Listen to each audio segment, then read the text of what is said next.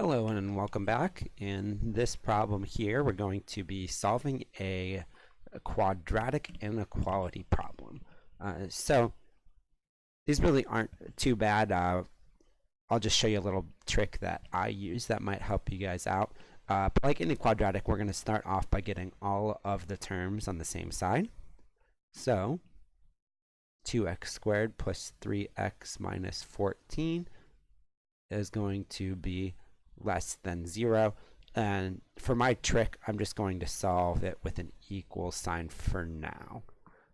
So we're just going to solve 2x squared plus 3x minus 14 equals 0. And then whatever x values we get, we'll do something kind of special at the end.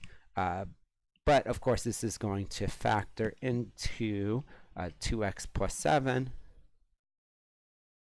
times x minus 2. And I'll let you check that on your own. But if we set each individual factor equal to 0, we're going to get x equals negative 7/2. And also x is equal to 2. Okay, now for my trick, what we're going to do is we're going to graph these each on a number line. So negative 7/2 over here and 2 over here. And essentially, we want to see which one of these intervals, 1, 2, 3, are going to be included in the interval for which this inequality is actually correct. And the way we're going to do that is we're just going to plug a test point from each region in. So this is negative 7/2, negative 3.5. So we could plug in negative 4 in this region.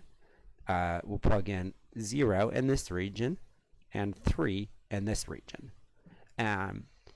If it's true for this interval here, if it's true for negative 4, then it would be true for the entire interval. So let's check this out. So if I plug negative 4 back into my original inequality, we'll get 2 times negative 4 squared is less than negative 3 times negative 4 plus 14. Okay, so this is going to be 32 is less than 12 plus 14 is 26. Obviously, that is not true, so I'm just going to write a big F here. That interval will not be included in my solution. Now we're going to go ahead and test the same thing with 0. And if we plug in 0, 2 times 0 squared minus 3 times, is less than negative 3 times 0 plus 14. And we'll get 0 is less than 14. And that is obviously true.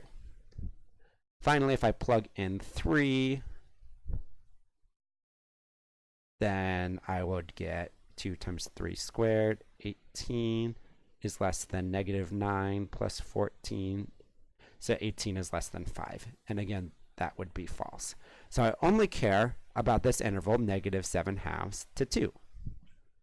So that's going to be my answer. And then the only question is, do I use brackets or do I use parentheses? And that's just going to relate back to the original inequality sign. We have a less than over here, so we're going to use parentheses. If it was less than or equal to, then we would use brackets. And that's all there is to it.